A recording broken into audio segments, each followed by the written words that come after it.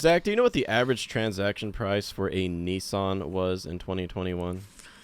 Oh, 2021. I'd have a better chance if you asked me for like April of this year. I've been looking at those reports. 2021, maybe like, I don't know, $32,000 average transaction price, 33, something You're like that. right in the ballpark. Yeah, so $34,000 at the end of 2021. Yeah.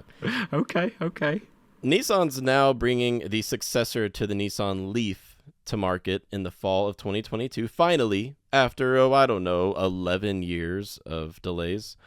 Yeah. And the pricing is, I wouldn't say sky high, but it's a whole lot for a Nissan. Now, I feel like I can say this because I just sold my 2018 Nissan Altima. It was an all right car. But I think with electrification, Nissan is making a push to premium vehicles. All right, so tell me a little bit about the Ariya. And honestly, if you've ever been to Las Vegas, there's the Ariya Hotel. It's very bougie, very nice. Makes sense. I understand the name, association, bougie, nice. So I could see them going up market, but tell me about it. Well, first, the inspiration. Nissan says the Ariya draws inspiration from the Japanese concept of ma, which refers to qualities belonging to both space, time, in addition to a bit of nature, and just basically, I don't know. How would you put it, Zach? I don't know. Do you really think I'm a Ma guy? Because I am not. All I can think of right now is the fact that they probably paid a consulting firm millions of dollars to come up with that. And you and I, that's like our side gig, should be doing that for automakers. But anyway, we can move on. So it takes after the Japanese concept of Ma. Understood. All right. So does that make it worth thousands of dollars more? In the same press release, Nissan said the interior is likened to a quote. I quote, sleek cafe lounge on a starship. That was right after they described it as being influenced by Japanese ma. $2 million, man. I bet you they paid at least $2 million for that whole brand exercise, at least. Now, don't get me wrong. I'm a big fan of the Nissan Ariya's styling, both the exterior and interior styling. The exterior features plenty of sleek concepts that are at no doubt beneficial to drag coefficients, which is EVs are all about drag coefficients, right? If you want maximum range, you got to make sure that it's sleek and aerodynamic. Nissan has done that with the Ariya. The result, about 300 miles of range with the larger extended range battery option, which is about an 87 kilowatt hour battery. That's a big battery. That's a lot bigger than the Model Y's battery. So apparently their drag coefficient wasn't the best, despite trying to make it look pretty sleek and aerodynamic. But you do get decent charge times. 130 kilowatts. That's about average for a 2023 model. Tesla, Hyundai, Kia, Lucid, Rivian, they're all looking at higher charge speeds. But for a 2023 model, it's not bad. We'll see how the charging curve turns out. For me, it's all about the design, exterior and interior design. I mean, it's got tons of space, very roomy interior. Why is this not an Infinity? Yeah. What's the price point on it? I forget what the starting price point is. Starting price, base trim, bare bones, $46,000 before incentives. Sorry, I didn't expect it to be that much. What do you think? Is it okay? Yeah, put an Infinity badge on that. Honestly, put an Infinity badge on one of those clocks in the center that they put in the Infinity. It's an Infinity.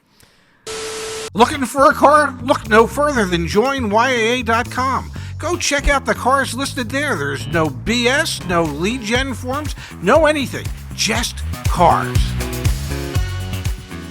The Ariya will qualify for the $7,500 federal EV tax credit for a while, but Nissan is getting pretty close to hitting their 200,000 sale cap. Once it's gone, unless Congress renews it for everyone, I mean, it's going to be a pretty expensive Nissan. It's looking like most Ariya buyers would opt for the $53,000 to $58,000 trim versions. It's a lot of money. Wow. Yeah, it's a lot of money. All I'm thinking right now is Scotty Kilmer saying, "Don't buy a Nissan with a CVT transmission. Don't buy a Nissan with a." Fortunately, this doesn't have the CVT transmission, but it's still a $50,000 Nissan. Yeah, I would say don't buy a $60,000 Nissan unless it's. I mean, I don't know. Is it going to be a sports car? Is it going to be a GTR or something like that? No, it's a crossover with maybe 300 miles of range. So where does this slot into? I know we've talked a lot on this channel about good values and good buys in the EV landscape, and not so good values and not so good bargains in the EV landscape. Do you think this is a good move for Nissan? Do you think the Ariya represents a good option for folks, or would you be pointing people in another direction? The only issue I have with the Ariya is the price point. I think it offers great specs. In my opinion, beauty's in the eye of the beholder, but it looks good to me. Yeah. It's really just about the price point, because for $3,000 less, you can get into a Kia EV6 with roughly the same interior passenger volume and cargo volume that charges in half the time for like $41,000, $42,000 for a base EV6. I would say the main competitor with these specs, the range and the charging speed, would be the Volkswagen ID4. And you know what, Zach? The Volkswagen ID4 is also $4,000 to $5,000 less expensive than the Ariya. And it does qualify for incentives. I just don't see why they couldn't have maybe chopped a few $1,000s off the price tag. Otherwise, it's a great EV. Definitely better than what the Toyota BZ4X has, on paper at least. I'm telling you, man, just slap that Infinity badge on there, and then you can start to justify that price point a little bit. It's interesting. We talk about eventually having affordable EVs. We have the Chevy Bolt in 2023, supposedly at a $26,000 price point. I'm not trying to compare the Bolt and the Ariya. However, I think a lot of people look to automakers like Nissan and say, hey, give me something that's more attainable and affordable. Don't necessarily give me something that's more upmarket. Then Nissan and executives at all the other automakers are looking and saying, well, hey, people are willing to spend this much for it, so why don't we slap the price tag on it? And you see what happens. Yep. We'll see if it ever comes to market, because it's been delayed a few times already. It's been delayed a few times. We were supposed to have the Ariya at Nissan dealers in the U.S. right now. They're saying fall, maybe winter 2022. Can't wait to get my hands on one and take it for a test drive. Absolutely. Maybe it's worth the money. Can't wait to hear your reaction after you sit behind the wheel. Yeah, I mean, maybe it's worth nearly $60,000. Who knows? No, the answer's no, Justin. I'll help you. The answer's no.